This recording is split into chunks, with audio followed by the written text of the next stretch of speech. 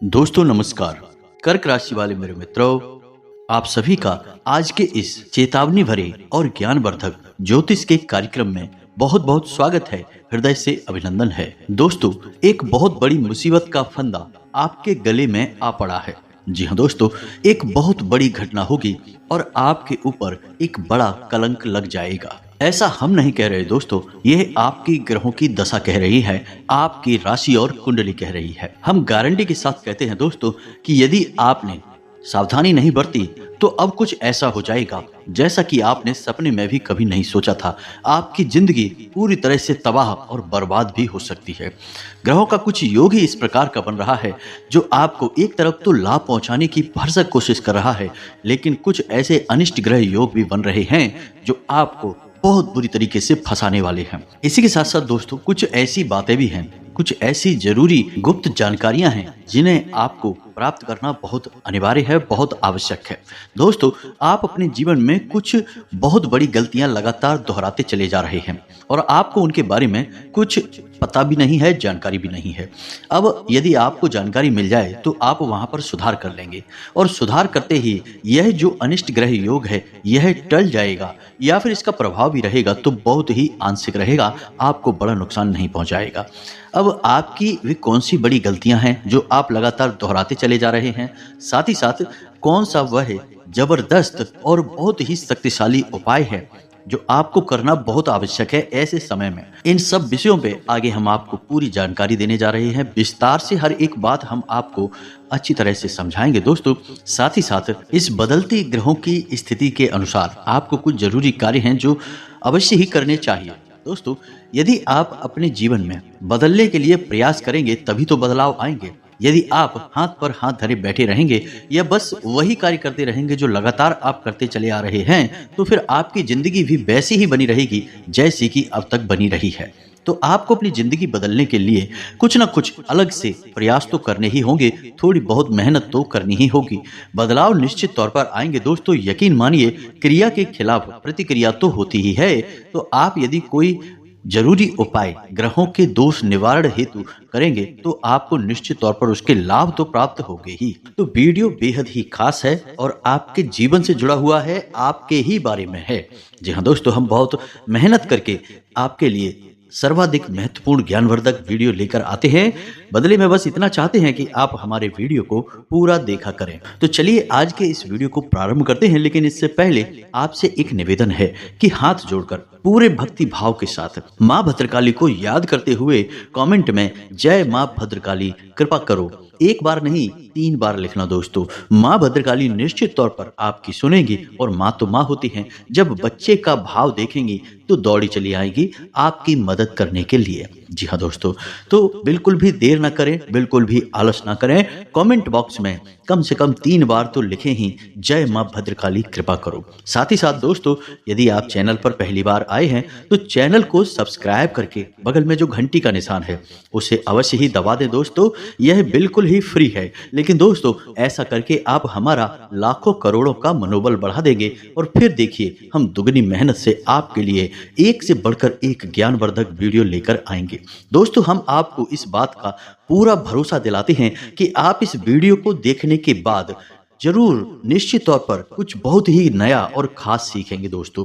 यदि आप कुछ नहीं सीखे तो हम आपसे कहते हैं कि आप आज के बाद हमारे इस वीडियो को या किसी भी वीडियो को कभी मत देखना। जी हाँ दोस्तों, यह बात बहुत बड़ी है, लेकिन हम इसी वजह से दावा कर रहे हैं क्योंकि हमने सचमुच में बहुत मेहनत से आपके लिए ज्ञानवर्धक वीडियो बनाया है। तो बस डटे रहिए और वीडियो को पूरा देखिए। जी हाँ दोस्तों, हम आपको बता दें कि अभी आपके जीवन में जो समय चल रहा है, हालांकि कुछ भी बुरा आपके जीवन काल में अभी हो नहीं रहा है, परिस्थितियां अनुकूल ही होती चली जा रही हैं, फिर भी आपके मन में एक अनजाना सा भय रहता है। किसी बात को लेकर आप उलझन में बने रहते हैं, चिंता आपके मन में वास करती है। हालांकि चेहरे पर आपकी मुस्कुराहट होती है, आप किसी को जाहिर नहीं होने देते हैं। आपको ऐसा लगता है कि यदि आप अपनी चिंताएं या अपने दिल की बात दूसरों को बता भी देंगे तो लोग समझ नहीं पाएंगे। शायद इसी विचार को लेकर आप अपने मन की बात, अपने दिल की बात किसी को बताते नहीं हैं, लेकिन आपके मन में थोड़ी सी चिंताएं हैं। कुछ न कुछ परेशानी है जिसके बारे में आप लगातार सोचते रहते हैं।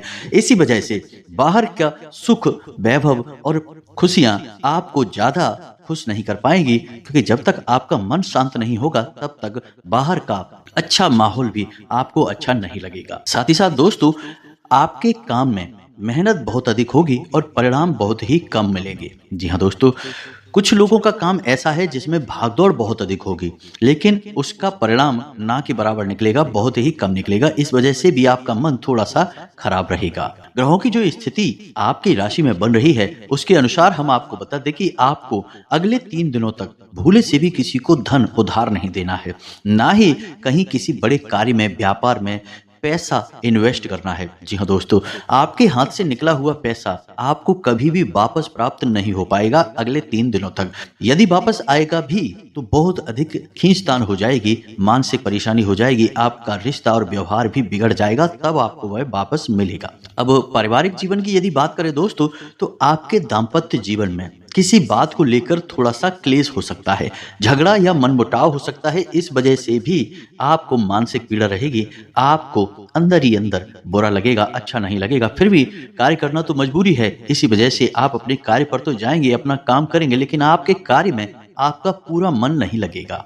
इस समय में आपके विरोधी अति सक्रिय हो जाएंगे और वे आपकी छोटी छोटी गलतियों को बड़ा करके दिखाएंगे और आपको नीचा दिखाने की पूरी कोशिश करेंगे। जी हाँ दोस्तों, तो ऐसे में बेहतर यह होगा कि आप केवल अपने कार्य पर ध्यान दें, अपने जीवन पर ध्यान दें।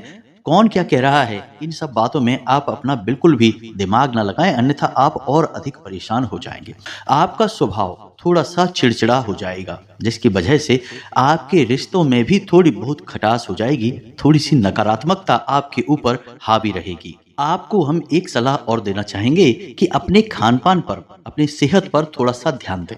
जी हाँ दोस्तों, आपको पेट को लेकर परेशानी हो सकती है, पेट में किसी प्रकार का इन्फेक्शन हो सकता है जिससे पेट में दर्द भी रह सकता है। साथ ही साथ दोस्तों, मौसम से भी आपको थोड़ा सा सतर्क रहने की जरूरत है, अन्यथा आपकी तबीयत खराब हो जाएगी, मौसम से आप प्रभावित हो जाएंगे। आप अपनों के बीच बैठेंगे चर्चा करने के लिए, लेकिन आपकी पुरानी कोई ऐसी नकारात्मक बात उभर कर सामने आ जाएगी जिसकी वजह से आपको नीचा दिखना पड़ेगा और आपका मान सम्मान भी हानि हो जाएगा।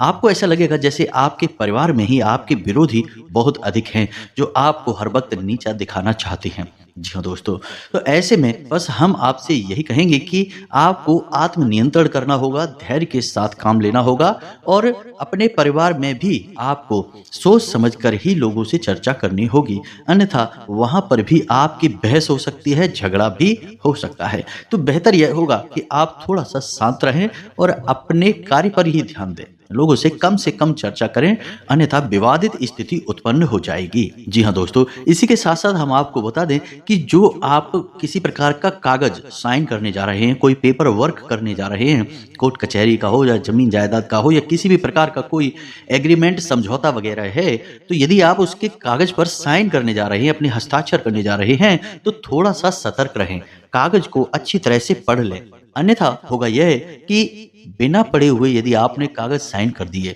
तो भविष्य में आप परेशान हो सकते हैं। याद रखिए दोस्तों कि आपकी सतर्कता आपका बहुत बड़ा हथियार है। जी हाँ दोस्तों, आप बहुत ही भावुक इंसान हैं। लोग अक्सर अपने काम निकालने के लिए आपसे मीठी मीठी बातें करते हैं, वो आपकी इस कमजोरी को अच्छी तरह से पहचानते हैं। दूसरा, हम आपको बता दें कि आपके जो शत्रु हैं वो अपनों में ही छुपे होते हैं और आपसे सामने आकर कोई शत्रुता नहीं निभाएगा, आपसे छुपकर आपकी पीठ के पीछे ही वार किया जाएगा, आपके खिलाफ षड्यंत्र किए जाएंगे, आपको हमेशा फंसाने की कोशिश की जाएगी। अब ऐसा क्यों करेंगे लोग? क्योंकि लोग आपका दुरुपयोग करना चाहते हैं। जी हाँ दोस्तों, आपका शोषण करना चाहते हैं और इसमें उनका फायदा होता है, इस वजह से वो आपका दुरुपयोग करेंगे। तो आपको थोड़ा सा सतर्क होना है दोस्तों। पहले भी ऐसा कई बार आपके साथ हो चुका है कि किसी बहुत ही खास और अपने ने आपका बहुत दुरुपयोग किया है और बाद में जब आपको जरूरत पड़ी तो उसने आपको बिल्कुल भी साथ नहीं दिया, आपको जहां का तहां परेशानियों में फंसा हुआ छोड़ दिया। उल्टा हुआ यह है कि आपका मजाक उड़ाया गया। जी हाँ दोस्तों, आपकी भावनाओं की कोई कदर नहीं।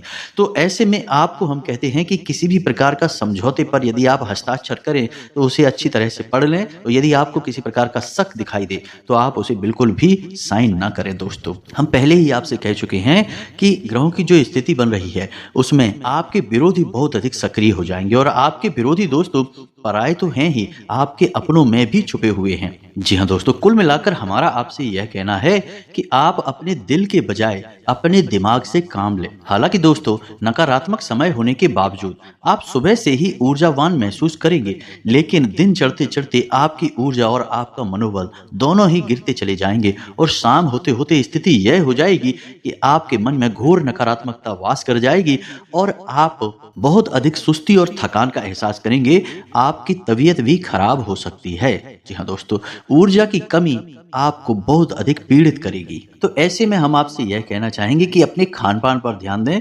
कार्य की अधिकता अवश्य है, इसकी वजह से आपको थकावट अवश्य होगी, लेकिन यदि आपने अपना खान पान भी बिगाड़ लिया और भावनात्मक तौर पर भी आपको चोट हासिल हुई तो आपकी निश्चित तौर पर तबीयत खराब हो जाएगी। तो आपको अपने ऊपर नियंत्रण रखना होगा और थोड़ा सोच समझकर खान पान करें और सोच समझकर ही लोगों के साथ व्यवहार भी करें दोस्तों। इसी के साथ साथ दोस्तों, आप अपनी नींद का भी विशेष ख्याल रखें।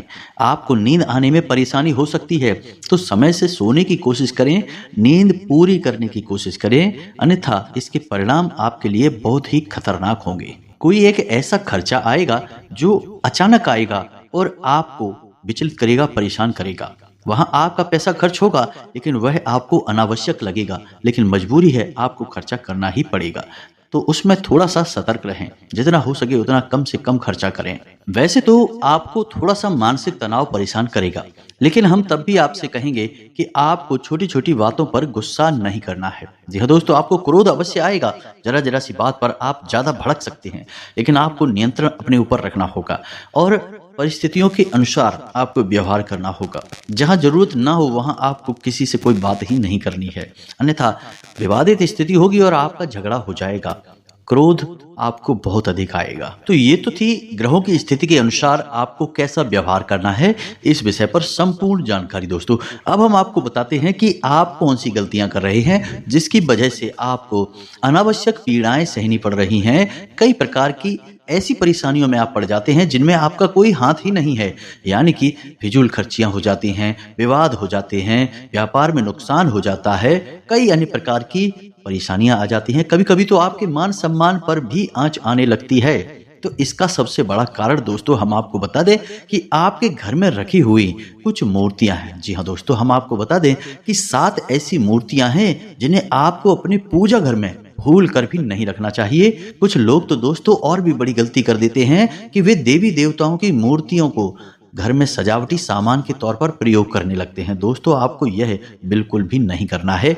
दैवीय मूर्तियां जो हैं वो दिव्य और शुद्ध सकारात्मक ऊर्जा का प्रतिनिधित्व कर रही होती हैं, तो आपको उन्हें दिव्य स्थान पर ही रखना चाहिए। और घर का दिव्य स्थान क्या है दोस्तों? आपका पूजा घर। तो एक सबसे महत्वपूर्ण बात आप दिमाग में अपने रख लीजिए कि यदि किसी देवी देवता की आप मूर्ति लेकर आते हैं, मूर्ति पूजन करना चाहते हैं, तो ऐसे में आपने जो मूर्ति चुनी है, किसी भी देवी देवता की हो, उस मूर्ति का आकार आपके 4 अंगुल से ज्यादा नहीं होना चाहिए। जी हाँ दोस्तों, 4 अंगुल से बड़ी मूर्ति आपको अपने घर में भूल कर भी नहीं रखनी चाहिए, किसी भी हालत में नहीं दोस्तों, क्योंकि इससे अधिक बड़ी मूर्ति मंदिर में स्थापित की जाती है और उसके लिए बहुत बड़े विधि विधान होते हैं, नियम संयम का पालन करना पड़ता है। गृहस्थ इंसान इन सब नियम संयमों का पूर्णतः पालन नहीं कर सकता, तो ऐसी मूर्तियां फिर दोष उत्पन्न करने लगती हैं। जी हाँ दोस्तों, अब दूसरी बात की, मूर्ति आप चाहे किसी भी देवी देवता की लाएं, वह खोखली नहीं होनी चाहिए। चाहे वह किसी भी धातु की बनी हो, चाहे वह मिट्टी की या पत्थर की क्यों ना बनी हो, लेकिन किसी भी हालत में वह खोखली नहीं होनी चाहिए। अब यदि आपके घर में कोई ऐसी मूर्ति है भी, धातु की मूर्ति है, मानकर चलते हैं पीतल की मूर्ति है, और वह थोड़ी सी खोखली है, तो ऐसे में क्या करें? तो दोस्तों, इसका भी विधान हमारे शास्त्रों में है कि आप उस मूर्ति में शुद्ध मिट्टी कहीं से लेकर आएं और उसे भर दें। इस प्रकार वह मूर्ति ठोस हो जाएगी, लेकिन खोखली मूर्ति बिल्कुल भी ना रखें दोस्तों। दूसरा कि आप कोशिश करें कि मूर्ति आप जो भी लेकर आ रहे हैं वह अष्ट धातु की हो या पीतल की हो या फिर पत्थर की बनी हुई हो। जी हाँ दोस्तों, ये जो मिट्टी वगैरह की बनी हुई मूर्तियां होती हैं, इन्हें आप बिल्कुल भी ना खरीदें, क्योंकि ये मूर्ति बहुत जल्दी दूषित हो जाती हैं, खंडित हो जाती हैं और आपको पता भी नहीं चलेगा। दोस्तों, अगर किसी मूर्ति से जरा सा रेशा भी टूट कर नीचे गिर जाता है, एक छोटा सा टुकड़ा भी टूट कर नीचे गिर जाता है और आपको पता नहीं चला अगर, तब भी वह मूर्ति खंडित हो जाएगी और भयंकर नकारात्मक ऊर्जा को आकर्षित करने लगेगी। और आप सोचेंगे कि आप तो पूजा पाठ कर रहे हैं पूरे भक्ति भाव के साथ, लेकिन देवी देवता आपका साथ क्यों नहीं दे रहे हैं? उल्टा हो यह रहा है कि परेशानियां ही परेशानियां बढ़ती चली जा रही हैं।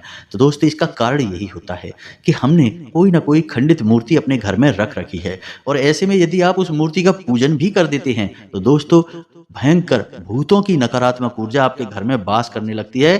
कहा तो यह भी जाता है कि भूतों का वास हो जाता है आपके घर में। जी हाँ दोस्तों, तो इस प्रकार की गलत घटनाओं से आपको बचना है, सोच समझकर ही आगे बढ़ना है। दोस्तों, पूजा पाठ कोई सामान्य कर्म नहीं है। हम जिनकी पूजा कर रहे हैं वो भी हमारे आपकी तरह सामान्य इंसान नहीं है। हम ऊर्जाओं को साधने की कोशिश कर रहे हैं, इसीलिए तो पूजा पाठ को साधना कहा गया है।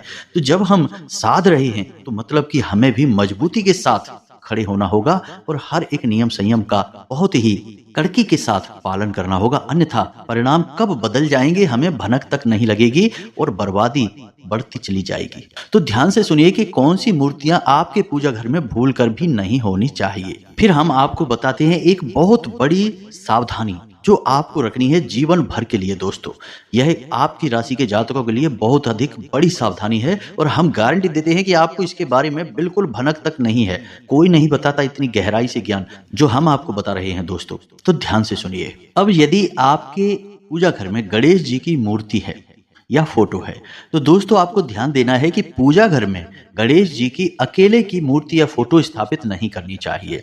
याद रखिए कि गणेश जी देवी देवताओं में प्रथम पूज्य अवश्य हैं, लेकिन जब पूजन का संयम बनता है, पूजन का विधान आता है, तो याद रखिए दोस्तों कि गणपति के दाहिनी ओर माता लक्ष्मी और बाईं ओर मां सरस्वती को भी स्थापित करना चाहिए।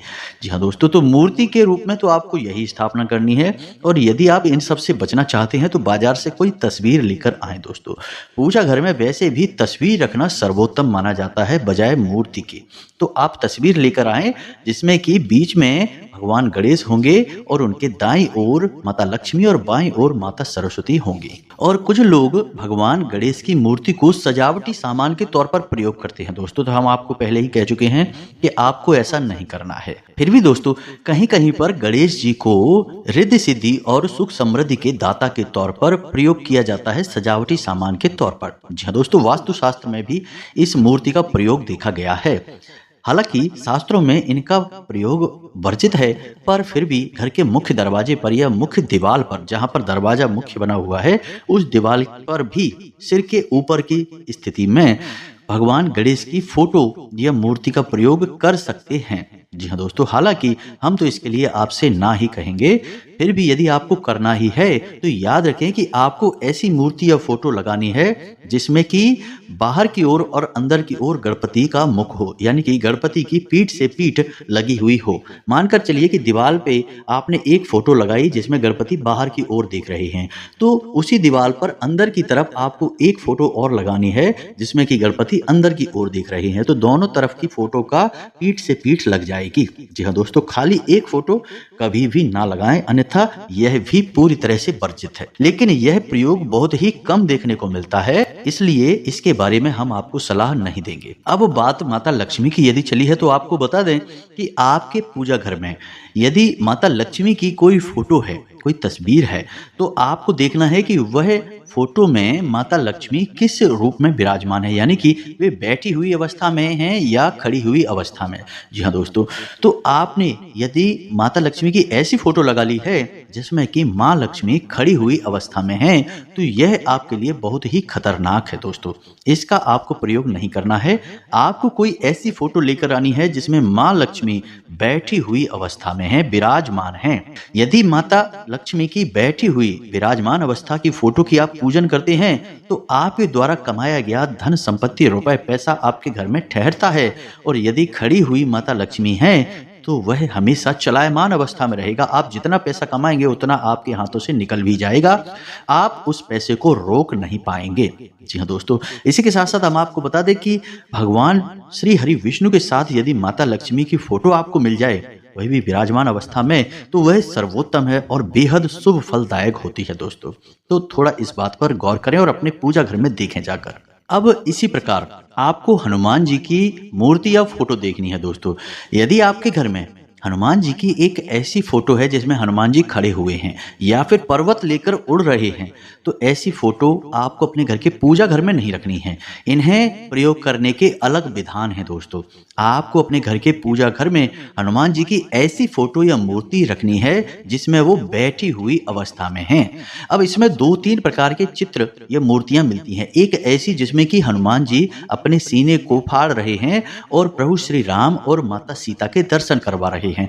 यह बेहद ही शुभ है दोस्तों। यदि आपको यह मिल जाए तो आप इसे रखें, इसके बहुत अधिक बड़े और अद्भुत परिणाम मिलते हैं। जी हाँ दोस्तों, एक फोटो ऐसी भी आती है जिसमें कि हनुमान जी भजन गायन में व्यस्त हैं, यानी आंख मूंदकर प्रभु श्री राम को याद कर रहे हैं, दोनों हाथों में एक वाद्य यंत्र को लेकर बजा रहे हैं दोस्तों।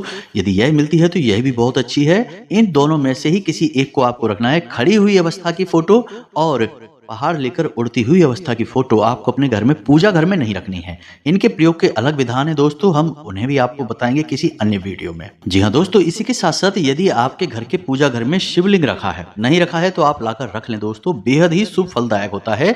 लेकिन इसके प्रयोग के कुछ विधान होते हैं दोस्तों। पहला यह है कि आपने शिवलिंग रखा है तो वह बड़े आकार का नहीं होना चाहिए, छोटे आकार का ही होना चाहिए। आकार वही है कि 4 अंगुल से बड़ा आकार नहीं होना चाहिए। जी हाँ दोस्तों, इसी के साथ साथ उस शिवलिंग पर आपको नित्य जल अर्पित अवश्य करना चाहिए। अब कुछ चीजें हैं जिनका आपको विशेष ख्याल रखना है। पहला यह है कि यदि आपके पूजा घर में शंख रखा हुआ है तो वह शिवलिंग से आप दूर रखें। शंख और शिवलिंग को आप बगल बगल में बिल्कुल भी ना रखें। दूसरा यह है कि यदि आप तुलसी की पत्ती प्रसाद में चढ़ाते हैं या फोटो या मूर्तियों पर चढ़ाते हैं तो आप शिवलिंग पर भूलकर भी तुलसी की पत्ती ना चढ़ा दें। और शिवलिंग पर जो प्रसाद आप चढ़ाएं उस प्रसाद में भी तुलसी की पत्ती का प्रयोग भूल कर भी ना करें दोस्तों। और ना ही लाल चंदन या फिर लाल रंग के सिंदूर का प्रयोग शिवलिंग के ऊपर करें दोस्तों। तिलक वगैरह लगाने के लिए लोग करते हैं, आपको शिवलिंग पर इनका प्रयोग नहीं करना है। इसी के साथ साथ दोस्तों, यदि आप शिवलिंग लेकर आते हैं तो हम आपको बताएं कि आप पूरे शिव परिवार की फोटो भी उसी शिवलिंग के ठीक पीछे अगर स्थापित कर देंगे तो आपके घर में असीम सुख शांति आएगी, सुख समृद्धि आएगी और आपको मानसिक पीड़ाओं से मुक्ति प्राप्त हो जाएगी दोस्तों। जी हाँ दोस्तों, अब सबसे महत्वपूर्ण बात दोस्तों कि आपके घर में कुछ मूर्तियां हैं जो किसी भी प्रकार से होनी ही नहीं चाहिए। राहु केतु की मूर्ति किसी भी रूप में फोटो में कहीं पर भी नहीं लगानी है। शनि देव की कोई भी मूर्ति या फोटो आपको नहीं लगानी है। माता काली की रौद्र रूप की उग्र फोटो आपको नहीं लगानी है। सौम्य फोटो आप लगा सकते हैं। माता भद्रकाली माँ काली का ही सौम्य स्वरूप है दोस्तों, इनका आप लगा सकते हैं। भगवान नटराज की आप मूर्ति नहीं लगा सकते हैं। भगवान गणेश की ऐसी मूर्ति जिसमें वो नाच रहे हैं उसे भी आप नहीं लगा सकते हैं दोस्तों। इन मूर्तियों के प्रयोग के विधान अलग हैं दोस्तों, उन्हें अलग अलग स्थानों पर प्रयोग करके अधिक लाभ लिया जा सकता है, परंतु अपने घर के पूजा घर में आपको इन फोटो या मूर्तियों का प्रयोग नहीं करना है। जी हाँ दोस्तों, तो यह तो था आपके घर में किस प्रकार की मूर्तियां हैं इसके विषय में जानकारी। हमने आपको संपूर्ण जानकारी देने की कोशिश की है। अब छोटी छोटी कुछ बातें और हैं दोस्तों, लोग इन गलतियों को अक्सर कर जाते हैं। फिर अंत में वह उपाय, तो ध्यान से सुनिए।